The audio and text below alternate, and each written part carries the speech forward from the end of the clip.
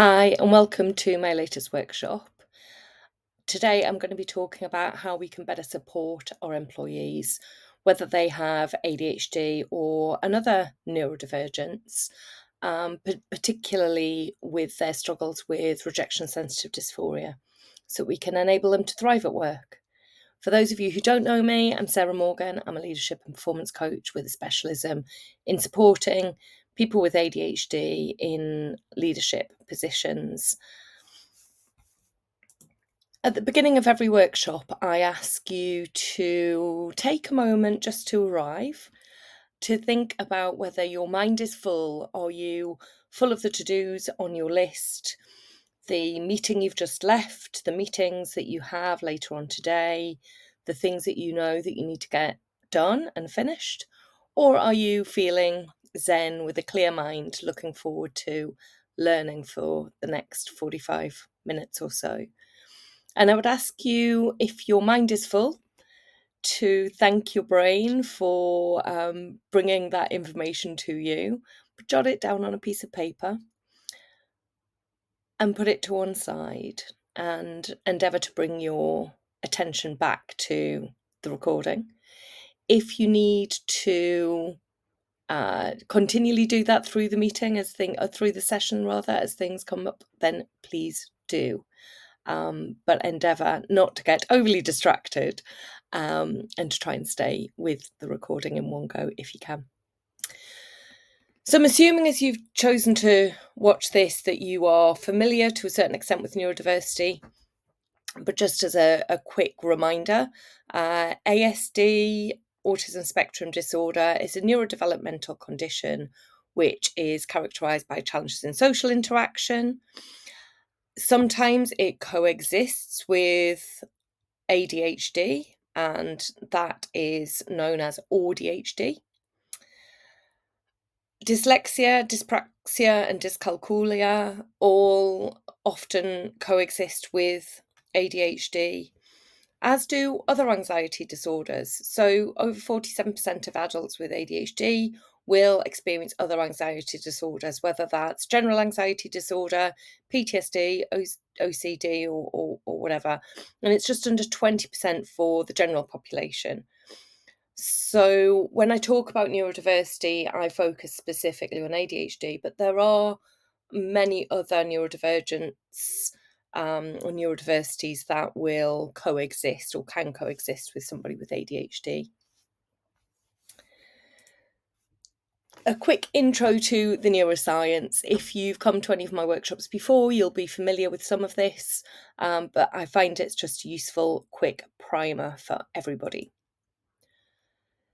So in our brains, we have two modes of thinking and of working. We've got the default mode network, which is where we are as default when we're in a general mood where we're not really thinking or doing anything in particular. It's our daydreams, it's our memories, it's maybe where we are when we're watching telly or doing the dishes or doing that. But it can also be where our creativity happens. It's where we can find solutions. It's also where we potentially can ruminate when things haven't gone well or if we're worried about something. And then we have our task positive network. Again, does what it says on the tin. It's the mode that our brain is in when we're focused on a task and we need to complete that task. Now, somebody with a neurotypical brain finds it very easy to move from the default mode network to the task positive network and to remain in the task positive network for a reasonably long amount of time. For somebody with a neurodivergence, particularly with ADHD, we are likely to swap between and jump tracks between those two modes, jumping and flip-flopping between default mode network and task positive network. And sometimes we go into task positive network when it's unhelpful as well, when we get into that hyper focus and we can get really dragged down that track. We then have the executive control network, and that is the part of our brain that's responsible for ensuring that we stay focused on what we need to. It's where our working memory sits. It's what regulates our thoughts, what regulates our attention. It's the inhibition center as well, or response inhibition center, to make sure that we're it's our control center. And then there's dysregulation. So that's where we've got disruption in the neural networks, or disruption in the patterns within our brain. And that can be inattentiveness, where we keep jumping back to default mode network. It can be problems with our executive control network, not keeping the wheels turning in the way that they should. And sometimes that can look like hyperactivity, it can look like impulsivity, it can look like inattentiveness. And they are all aspects that characterize ADHD. I presume it goes without saying, but as a reminder, ADHD is no longer recognised as the naughty 5-year-old boy who can't sit still. It is much broader and more complex than that. And therefore, what does it look like? Well, thinking about some of the executive function challenges that somebody with ADHD may struggle with. Working memory, this again impacts many different neurodivergent conditions. Dyslexia particularly comes with a strong working memory challenge, and that can involve difficulties in holding and manipulating information. So where you, as a neurotypical person, might hear some information, read some information, be able to hold that in the front of your mind while you go to do something else and then reiterate it, that isn't necessarily the case for somebody with executive function challenges that impact working memory. Task switching. I talked earlier about that flip-flopping between default mode and task positive network. Again, that can evidence itself for somebody with ADHD as a difficulty in shifting focus from one thing to another, which means that you can stay engaged in one thing for too long, or it can be really hard to get started on something new, transitioning into something new. And all of that means that it can look like procrastination, it can look like perfectionism, and it all leads to a fairly high risk of incomplete work, because either you've gone into too much detail in the wrong places, or you've been unable, or the person with ADHD has been unable to transition into the next task. I've talked about hyperfocus, and this is a bit of a double-edged sword. Some people really perceive it as being, and I hate the word and I don't use it very often, but some people perceive it as being their superpower, that everybody with a neurodivergence has some strengths and some development areas, or some challenged areas. And hyperfocus can be perceived as the ability to really focus in and get something done and to power through. The problem is, it means that other responsibilities can get neglected, and the person can lose track of time. So that might be there's a little bit of work to get finished at the end of the day, and then suddenly the kids are upset, and you realise it's 8 p.m, no one's been fed, no one's ready for bed, nothing's happened. Or on on an afternoon, you get so totally stuck into something and miss a meeting, miss a phone call, forget to drink, forget to go to the toilet. All of these are things that can happen when you're in hyperfocus. Impulsivity. There can be a tendency to take hasty action without thinking through the consequences. And often that can look like interrupting people in meetings, making snap decisions, doing all of the fun stuff before getting on with the tasks that you're trying to put off. And temporal discounting, which is a fancy name of being really bad at planning out how long things are going to take. So you put all of these together, these are a lot of the things that somebody who has ADHD is aware of. They know that they struggle with it. They've reached a position within an organisation despite these challenges, and better understanding from people around them as to what these challenges are and what might help means that they will be even more productive and thriving in the workplace.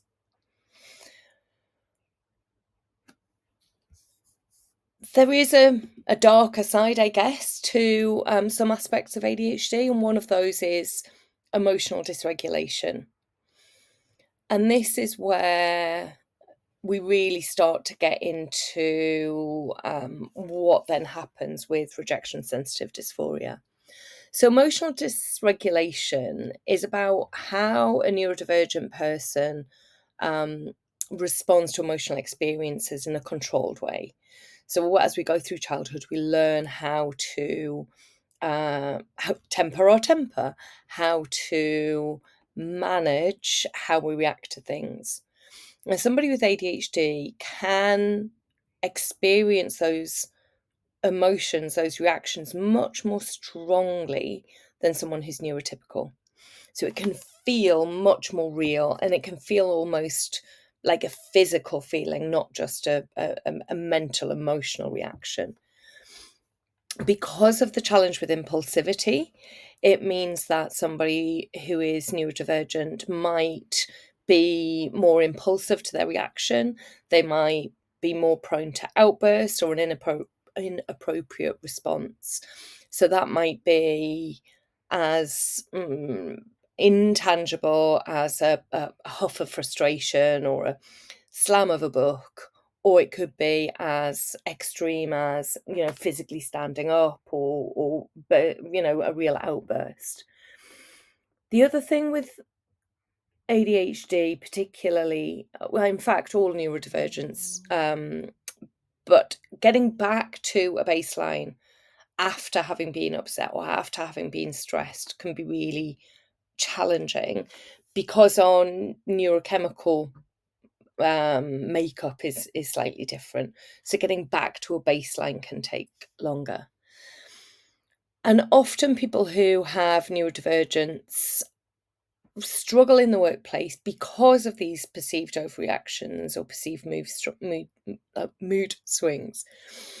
So thinking about how somebody responds and how to enable them to handle emotional dysregulation in a more positive or constructive way is a really important part of enabling them to improve their performance and their collaboration.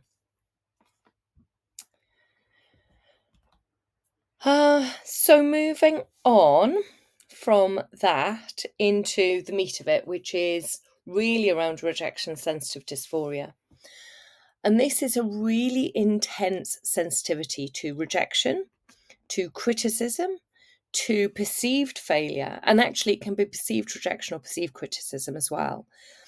And although it's not an official part of an ADHD diagnosis, there are a number of scientific studies which shows that a very high percentage, like over 75%, different studies come up with different numbers, but a very high percentage of people with ADHD and a reasonable number of people with ASD struggle with rejection sensitive dysphoria. It can feel like a physical pain to the person experiencing it. And the effects of that rejection sensitive dysphoria in the workplace might be over apologizing, perfectionism, people pleasing, doing everything to avoid any perception that they might be rejected or criticized or fail. They might withdraw. It can lead to burnout because it is incredibly tiring, constantly scanning for rejection, scanning for criticism, and overworking to ensure that nothing could possibly be found at fault. Or masking. People will often mask and cover up their pain, and that comes with a cost as well, an energetic cost as well as an emotional cost. And managers can misread this. They can think that somebody's overreacting, they can think that they're disengaged, but it's neurological, not behavioural. It's going on inside the person's brain. It's not something that they can stop happening. They can learn to change how they respond to it. They can learn to recognise it for what it is, but they won't be able to stop it happening because it's neurological. And why does it matter? Well, throughout my career, I had so many occasions where people would say, "Oh, you're taking it so personally. It's not personal. You need thicker skin. You're never going to get anywhere in the workplace if you're so sensitive to everything. And those sorts of phrases were told to me so often. But I wasn't alone. They again depends on which studies you read, but 15 to 20% of your team may well be neurodivergent. ADHD is often invisible. We've learned to mask and cope incredibly well. RSD's also often invisible for people who've been able to really draw that mask on and hold it in place. So being dismissed in these ways, being told off for being too sensitive or having too thin skin or taking everything personally, can really compound the problems and the struggles that the person's experiencing. I actually went through a period of time of feeling like I must be a narcissist because I took everything so personally and I took everything to heart. And I knew it wasn't about me, but I wanted to do so much better and I wanted to avoid ever feeling those feelings of rejection, criticism. And when people kept saying it's not personal, why are you so sensitive to this? It's not about you, it's not personal. Well, maybe I'm just a dreadful narcissist, until I realised that narcissists don't ever wonder whether they're narcissistic or not. And it was literally just because I cared a little bit too much. So thinking about people within your team who may or may not have shared about their neurodivergence, but who are displaying some of these feelings and behaviours. And what's it feeling like on the inside for them? They're thinking, the boss wants to talk to me. What did I do wrong? I'm getting fired. There's nothing worse for anybody, but particularly someone with ADHD, than passing the boss in the corridor and them saying, oh, can we have a chat at 2:00? I go, what have I done wrong? And it comes with a physical gut reaction.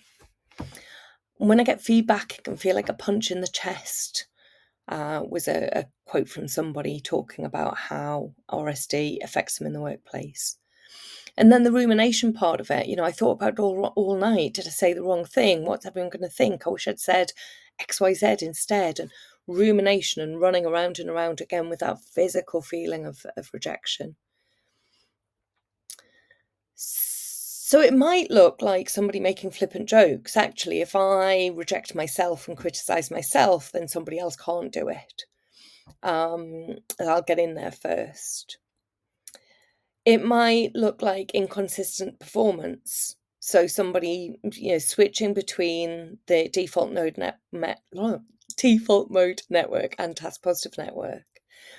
It might look like somebody overreacting to feedback. That RSD trigger, that the shame loop of I knew I wasn't going to do it well enough, and now I've not done it well enough, and it's all because I'm and around and around. People might avoid meetings or avoid tasks because they're scared of failing or they're feeling overwhelmed. They're not being lazy. They might go into huge amounts of detail to avoid any potential criticism or taking on way too much in order to prove themselves. So what can you do? It's all great understanding it, but so what? What can you do? Now, obviously, this is a short workshop, and as ever, I promise not to sell from the stage. My business is here, however, to support. So if you or people within your team need more coaching, more training, please do get in touch. But here are some really solid practical things that you can do. So the 4 areas that I find incredibly helpful when supporting people with neurodivergence are communication, the environment, practical support, and psychological safety within the team. So with communication, be really explicit with your expectations. It's more problematic for people who are on the autism spectrum, but ADHDers, dyslexic, everybody with neurodivergence can struggle with understanding the expectation. So being really explicit about what you need and by when. Avoid ambiguity, avoid sarcasm, because again, if somebody's on the autism spectrum, they might not even understand the sarcasm, they might take it quite literally. Ambiguity can be hard to interpret. And if somebody struggles with rejection sensitive dysphoria, sarcasm might feel like criticism or rejection to them as well. Use clear praise and then buffer your feedback. So if you are giving them feedback, use ways that work for that individual. Now, talk about it later, but ask them what they need. So I used to really appreciate using stop, start, continue in every single session with my manager. So what they would like me to stop doing, what they'd like me to start doing, what they'd like me to continue to do. And I would give the same feedback up the line. And because it happened in every one-to-one, it became normalized, and therefore it didn't feel like rejection or criticism. It felt like positive feedback. The big model can also be incredibly helpful. So that's where you talk about the behavior. So what you observe them doing, the impact of that behavior, and what will be more helpful moving forward. And actually, you can use that for positive feedback as well. I saw in that meeting, you handled that question incredibly well. I could see that it unsettled you, but the way that you responded really showed your expertise in the area and meant that the team felt much more confident moving forward. More of that. That was great. You can use it in a really positive way as well. So really explicit, no ambiguity or sarcasm, really clear in your praise, and buffer your feedback. And there's a couple of tools there you can use. The environment and the structure. Give clarity, give predictability, and optional prep time. So I used to irritate my team until I realised what I was doing, because I'd put checkpoint meetings in. If we had a big meeting, make sure we had checkpoint meetings. And that was to help me and them keep the cadence of work, to make sure that we were on track, on time, because I needed some of that structure. So giving predictability, optional prep time, structure, flexibility, again, working with your team to understand what they want and what they need. And then milestone the deadlines. So making sure, particularly if they're prone to procrastination, overwork at the last minute, and then rejection sensitive dysphoria and self-deprecation because they've not done their best work, really giving them that ability to phase their work and their effort. Supporting their performance, so recognizing the gaps in their executive function, helping them to do whatever works for them. So that might be using checklists, it might be accountability check-ins, it might be visual cues, but co-creating, like really working with them to put in place the scaffolding that's going to give them the support without them feeling like you're micromanaging them, without them feeling rejected or criticised. Really thinking about what's going to help them, what are the things that can support them in being as performant as they can be. And a big one for me in this space is body doubling. Particularly people who are working from home can be great, there's no distraction. But actually, as somebody with ADHD, can be incredibly hard to be so isolated. Quite often we'll get our energy from working with other people. So whether that's working with a colleague on a Zoom call in silence, just with that little Zoom window there, or joining a platform such as Flown to join co-working, body doubling sessions where you make commitments. You can say, today, in the next hour, I'm going to get 6 emails written. I'm going to write this report. I'm going to review this report. I'm going to create this data, whatever it might be. That can be really helpful to support their performance as well. And then psychological safety. Don't dismiss their reaction as drama. They feel bad enough about how they act, or react rather, already. So recognise that they're doing this because it's neurological, not behavioural, and ask them what helps. What support would you want right now? What would support look like for you? Is it more helpful for me to check in more regularly or less regularly? Do you want to do something on the phone? How can I better support you? And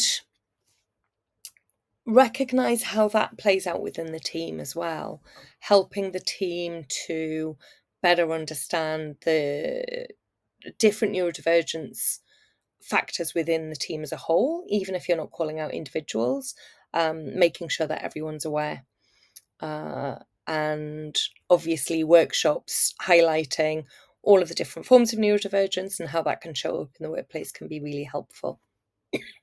And invite self-advocacy, encourage them to be able to speak up for themselves and ask for what they need from you and from their team, their peers, or if they are managing a team as well. But don't rely on it exclusively. It can be really hard, particularly when someone's feeling some shame around some of their challenges, for them to initiate dialogue. So if you can also do that, that's really helpful. So some practical tools and some small shifts. Firstly, ask. Don't assume. So talk to them. What helps you do your best work? How does your ADHD impact you? How does RSD come up for you in the workplace? Be predictable. Having some sort of structure reduces stress. And I know it's leadership best practice anyway. Oftentimes people can struggle with it, but making sure that one-to-ones don't get cancelled, they don't get moved around, that you're showing your employee that you respect their time and that you want to hear from them. Support them using visual aids and reminders, making sure that if they need to proceduralize aspects of their role to make that easier for them, that's supported as well. And use strengths-based framing. Think about what are their superpowers. And like I said, I don't like the phrase particularly, but I think sometimes it can be helpful to think about what is it that they're really, really good at, because they will absolutely excel in some areas. And encourage them to take breaks, that they don't end up in hyperfocus, that they're not over-committing. And as I said, body doubling can also be incredibly helpful and impactful for them. So that was really just a primer.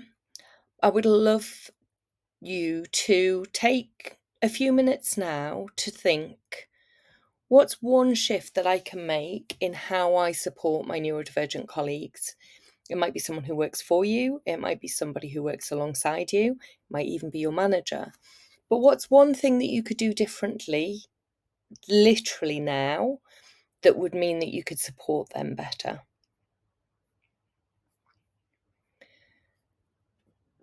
What do you want to model in your leadership? How do you want to be perceived by neurodivergent people within the organisation? What might be useful for you in the moment when you're feeling a little unsettled or frustrated by an overreaction through an emotional reaction, rather, through somebody's RSD, or somebody, your perception that they're struggling with their performance because of their neurodivergence? What will be useful for you in those moments? And how can you remind yourself of what you've learned today and keep yourself on track for supporting those people within the workplace? So I really do encourage you, when you finish the recording, to come back at least to this slide and to spend a few moments thinking about that and coming back to that on a semi-regular basis. And as I promised, minimal selling. If you're not connected to me on LinkedIn, please do. There's a QR code there, or you can look me up on LinkedIn, Sarah Morgan at Lukiat Coaching. I provide one-to-one coaching, team coaching, psychometrics and training to organisations to enable them to better support their neurodivergent employees, but particularly to support their neurodivergent leaders to really get past their challenges, to overcome their obstacles, and to make sure they've got the right scaffolding in place to truly thrive at work. Thank you for listening, and I'll hopefully see you at the next workshop.